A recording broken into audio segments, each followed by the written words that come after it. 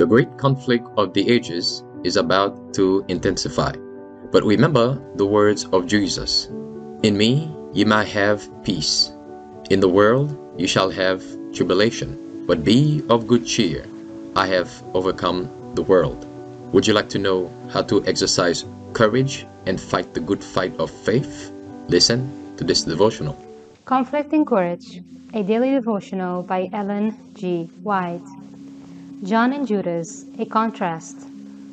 He that saith he abideth in him, ought himself also so to walk, even as he walked.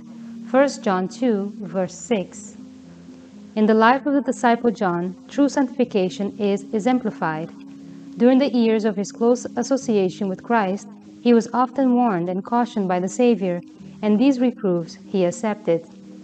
As the character of the Divine One was manifested to him, John saw his own deficiencies and was humbled by the revelation.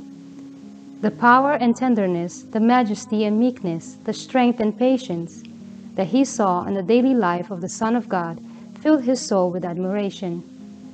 He yielded his resentful, ambitious temper to the molding power of Christ, and divine love wrought in him a transformation of character. In striking contrast to the sanctification worked out in the life of John is the experience of his fellow disciple Judas.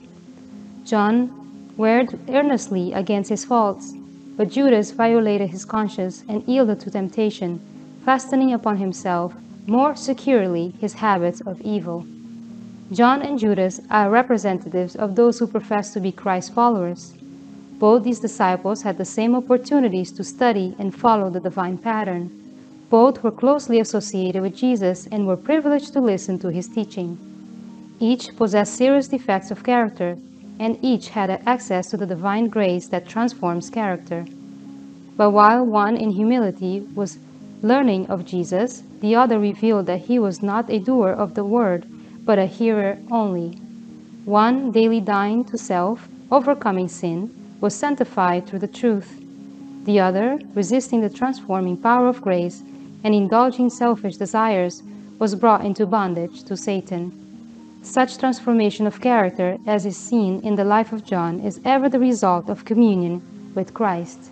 There may be marked defects in character of an individual, yet when he becomes a true disciple of Christ, the power of divine grace transforms and sanctifies him.